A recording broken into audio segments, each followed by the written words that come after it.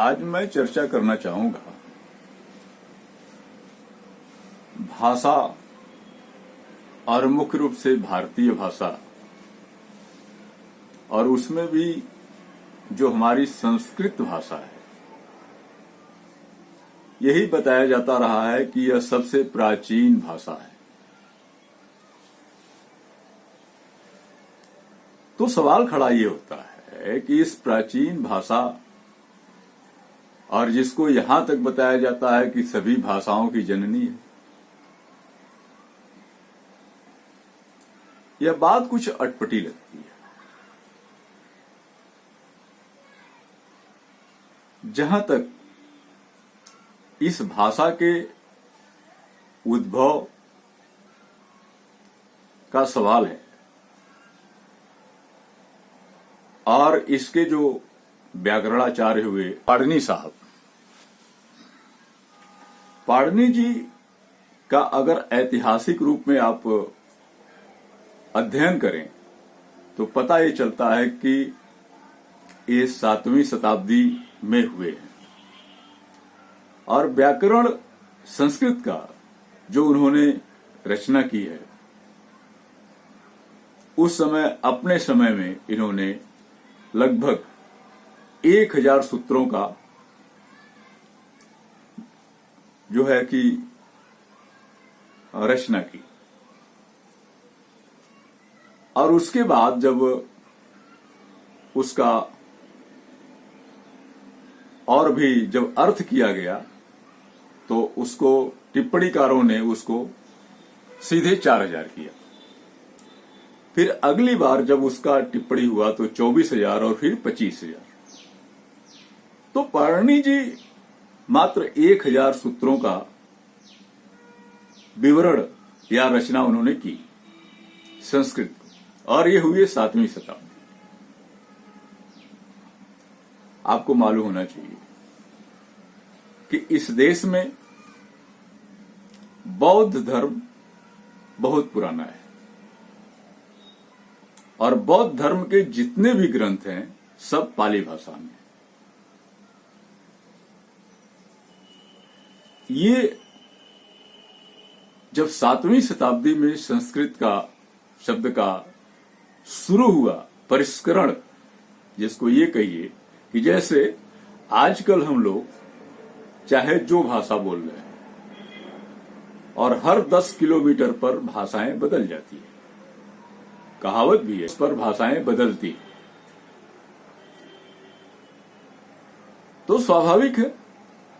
लेकिन जब हम कोई बात लिखते हैं या बोलते हैं तो उसको हम लोग हिंदी भाषा में बोलते हैं और हिंदी क्या, उसको हम हिंदवी भाषा कहें, क्योंकि शुद्ध हिंदी भी बोला जाएगा तो आधा लोग के सर से ऊपर से गुजर जाएगी। इसलिए हम लोग जो भाषा बोल रहे हैं वो एक तरह से हिंदुस्तानी या हिंदवी भाषा इसको कहिए या भारतीय भाषा कहिए।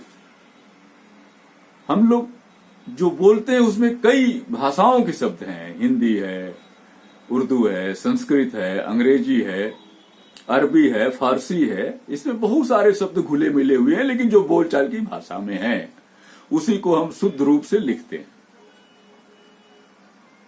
उसी तरह पाली भाषा ये बहुत दिनों तक रही है और पाली भाषा के पहले लगता है कि प्राकृतिक भाषा भी थी, अभी भी है, उसके सारे उल्लेख मिलते हैं। और जो भी बौद्ध ग्रंथों के स्तूप हैं उस पे जो खुदे हुए शिलालेख हैं सब पाली भाषा में, संस्कृत में नहीं है। तो पाली भाषा के जो शब्द हैं, जो लिखने के तरीके हैं, उसके सूत्रों को वो सब और संस्कृत के जो श्लोक हैं इसमें कुछ चीजों को छोड़कर बहुत ज्यादा अंतर नहीं है। तो जिस तरह हम लिखने पढ़ने का कार्य हिंदी में आजकल कर रहे हैं, उसी तरह पाणिनि साहब ने उस पर विचार किया कि जो भी कुछ है समय बदलता है उसके साथ बहुत सारी चीज बदलती है। तो उन्होंने सोचा कि जो शब्द, जैसे पाली भाषा में री नहीं है, आधार र नहीं है, इस तरह के बहुत सारी चीज, तो उन्होंने इस सारी सूत्रों का जो है सूत्रपात किया और एक शुद्ध भाषा का रूप दिया। बताया तो यहां तक जाता है कि पाणिनि भी बौद्ध परंपरा के ही विद्वान थे। और जहां तक जैसे शब्द है, जैसे कुछ आपको बता दें, जैसे ब्राह्मण शब्द है, तो ब्राह्मण शब्द संस्कृत में जब आया तो इसको बामन या बमन, विद्वानों को उस समय बामन या बमन कहा जाता था। ये पाली भाषा में है, उपलब्ध है, और उसी को संस्कृत में ब्राह्मण कर दिया। इसी तरह जैसे आर्य शब्द है, खुद संस्कृत शब्द भी पाली भाषा में है। आप इसको देख करके, खोज करके आप देख सकते हैं। तो बहुत सारे जो पाली भाषा के शब्द हैं उसको एक नया परिष्कृत करके संस्कृत में, और छंद विधान या उसके जो व्याकरण की रचना हुई, तो अधिकतर शब्द, अधिकतर व्यवस्था और लिखने के बहुत सारे तरीके सब पाली भाषा से इसमें लिए गए। तो स्वाभाविक है कि संस्कृत जो भाषा है वो पाली भाषा से आई है, यानी संस्कृत की जननी पाली भाषा है। आप इसको समझ लीजिए, ये कोई बहुत पुरानी भाषा नहीं है। और जिसको आदिकालीन करोड़ों साल पुराना लोग बताते हैं ब्राह्मण विद्वान, ये सरासर सही नहीं है। और ये बिल्कुल ही एक फैलाने का एक तरीका है कि हम ही सबसे पुराने हैं। ऐसी कोई बात नहीं है। आप देख लीजिए, अगर आप इस्लाम में जाइए तो वो भी 5वीं शताब्दी के,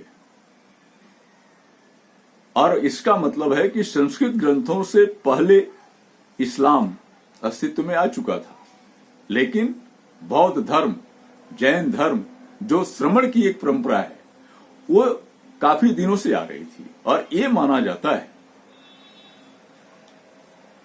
कि अशोक मौर्य ने उनकी 10 पीढ़ियां, जो 235 साल तक शासन किए, वह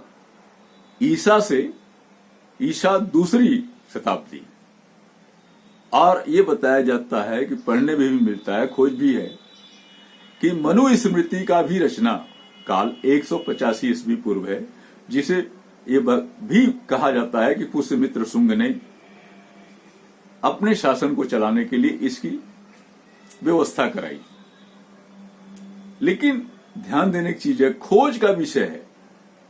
मुझे लगता है कि यह जो मनु स्मृति है, यह भी कहीं पाली भाषा में ही तो नहीं लिखी गई थी, क्योंकि उस समय संस्कृत उपलब्ध नहीं था। और इसमें जो शब्द आए हैं, जो ब्राह्मण है, जो चतुर्वर्ण की व्यवस्था है, वो भी उस समय काफी कम प्रचलित थी।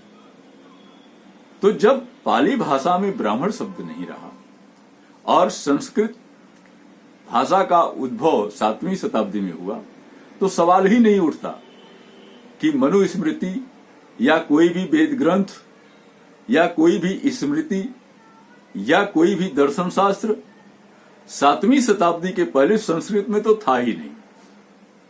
अगर उपलब्ध है तो वह पाली भाषा में होगा। और मैंने कहीं पढ़ा है कि ये जो वेद चारों हैं, ऋग्वेद, सामवेद, यजुर्वेद, अथर्ववेद, यह तमिल भाषा में इसके पहले भी उपलब्ध है।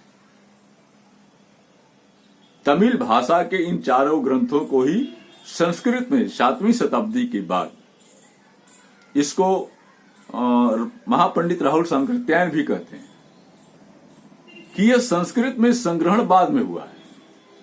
अब बाद के विद्वानों ने इसको लिखा है और इसमें जो अपने ढंग से प्रक्षेपण करना रहा वो भी प्रक्षेपित करते रहे, क्योंकि मनुस्मृति में बताया जाता है कि इसमें बहुत सारे सूत्र जो हैं वो प्रक्षेपित हैं।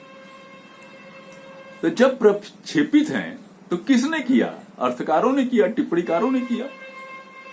तो आपको आज मैं यही बता दूं कि संस्कृत की जननी पाली भाषा है और संस्कृत के विकास में जितने भी लोग सहयोग किए हैं वो सभी लोग बौद्ध धर्म, बौद्ध व्यवस्था से आए हुए थे, क्योंकि बौद्ध धर्म में जो उनकी बहुत सारी पुस्तकें हैं वो सब पाली भाषा में हैं और उसी के सभी लोग विद्वान थे। एक चीज और मैं करूं इसी के साथ,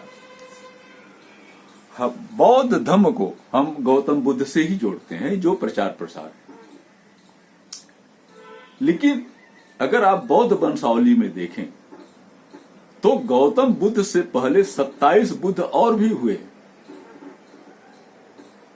यानी हमारे भारत में श्रमण व्यवस्था बहुत पहले से रही है। लेकिन महात्मा गौतम बुद्ध के समय ही इस व्यवस्था का पूरी दुनिया में जिस तरीके से अशोक मौर्य ने इसका प्रचार प्रसार करवाया, इसलिए गौतम बुद्ध ही बौद्ध धर्म के सबसे बड़े विद्वान साबित हुए और है भी, इसमें कोई दो राय नहीं।